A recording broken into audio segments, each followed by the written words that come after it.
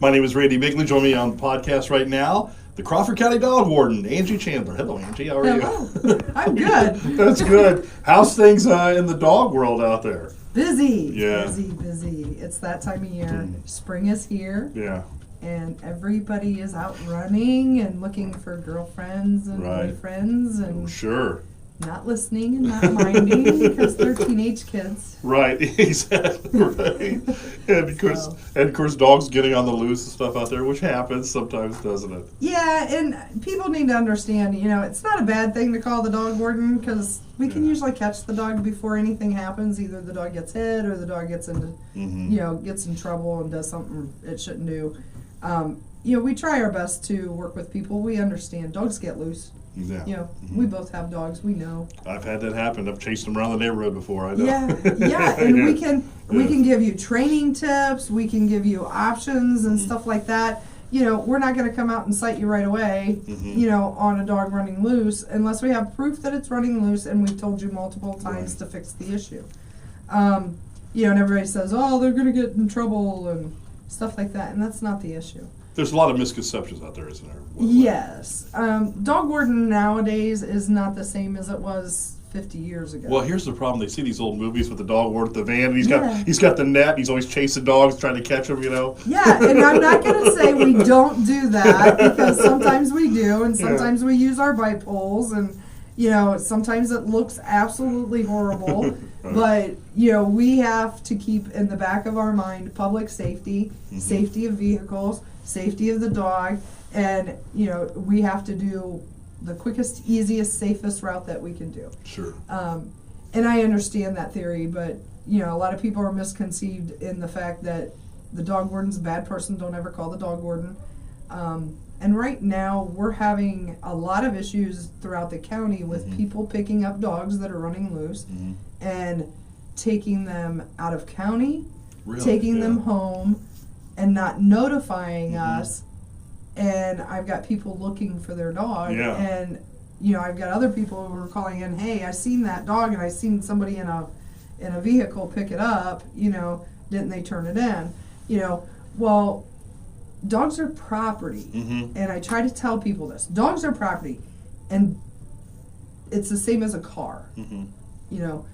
Basically, you see a dog out running. Yes, it's in violation of the law because it's running at large, but that doesn't give you the right or the authority to pick the dog up and take it home and claim it as your own, or give it away, or put it on Facebook and sell it. Right. Which does happen. We try to work with owners. We try to get people to call us, and the dog got loose. Okay, give me an area.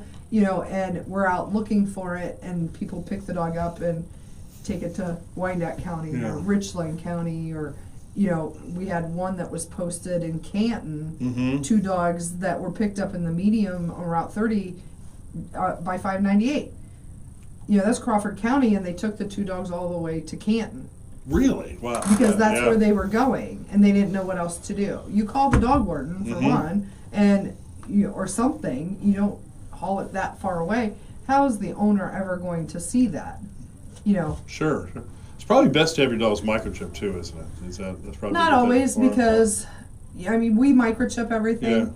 But having a dog microchip doesn't get me an owner all the time. That's because true, they give the dog away, and they don't re-register the dog to the new owner, or they just don't register the microchip, and I have no information anyway. Sure. Yeah. So.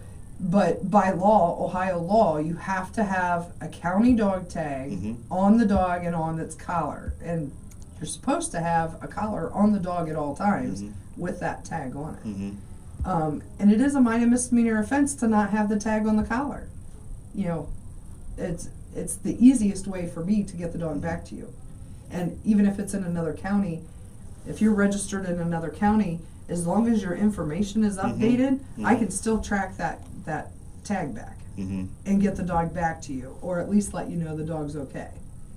I like it because you can hear it. The chings around. You can hear a little chinging on their collars. You know where they're at. That's why I like it. That's right. And even my dogs, I'd let them out at night. Yeah. It's dark out back, and I whistle for them, and till I hear him clinking. Yeah, right. Like, Yep. Otherwise, I gotta get the flashlight out and look. Where are you? Get over here. Right. You know, so, and we're really pushing dog tags right now. Mm-hmm. We started out with over 3,000 non-renewal accounts this year, which is unprecedented. We've never had that many. Yeah.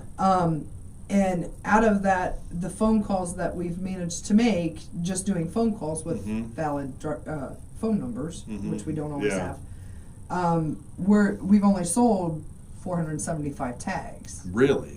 And that's it? In 2 months. Yeah. And, you know, we've done a lot more phone calls than that. And people just are, oh, I forgot, or I can't make it in to get them, or, you know, whatever the excuse is, you know, I can't afford to get them. Well, you know, they're $16 normally. Because you're late, it's $32 for the tag. But it's $175 minor misdemeanor if you get a summons because you didn't get them. Right. You know, and my assistant and I were talking, and we're going to start door knocking at the first of the month. And if we've been there and we've given you a warning, either verbal, over the phone, or a written warning, you will be getting a summons for court for not the failure to license your dog. Wow. So so cheaper just to get your license. Yes. Even if you pay the late fee, it's still cheaper. Yeah. Yes. You know, even with the late fee, it's still cheaper because you still have to buy the license. Yeah. You know, and we don't like, if you're having money problems, you know, we'll work with you to a certain extent, but you can't put us off for 2-3 months. You know, we're coming up on May, and the tags were supposed to be bought by January 31st. You know, that's 3 months that you've had to get your license, and there's really no excuse for it other than just not doing it.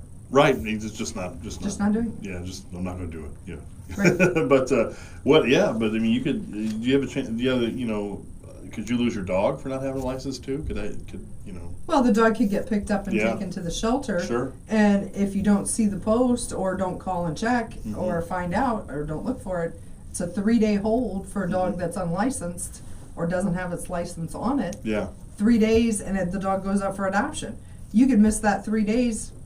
Right, yeah, exactly. Yeah. And vacations are coming up, and I do want to warn the public and everybody. Vacations are coming up. You have people watching your dogs. Tell them if anything was to happen and the dog got loose or gets loose or anything, call the dog warden's office right away. Last summer we had several dogs that had gotten loose from sitters, and the people were on vacation, and they find out. I pick up a dog, it's got a microchip on it, and I call the owner, and they're in Myrtle Beach on vacation, and the people didn't even notify them that the dog had gotten loose. Wow. Well, that's fine, but you need to at least call me, and because I can get the dog back to you, and then you can tell the owner whatever you want. Exactly, you know what I mean? Right. But you know, it's, you know, if you take on that responsibility of a dog, it is a responsibility. You are the owner, you are liable for that dog, and you need whoever's going to be watching the dog or taking care of it. I can cite them just as well as I can an owner. It's owner, harbor, or keeper.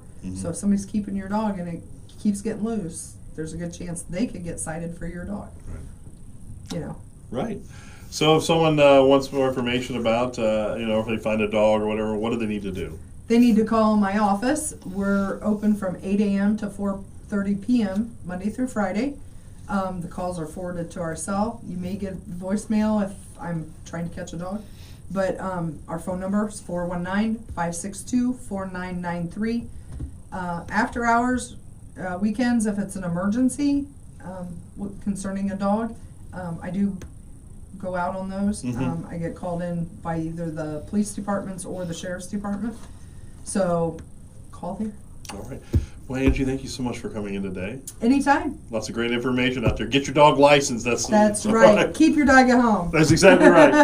Thank you, Angie. Thank you.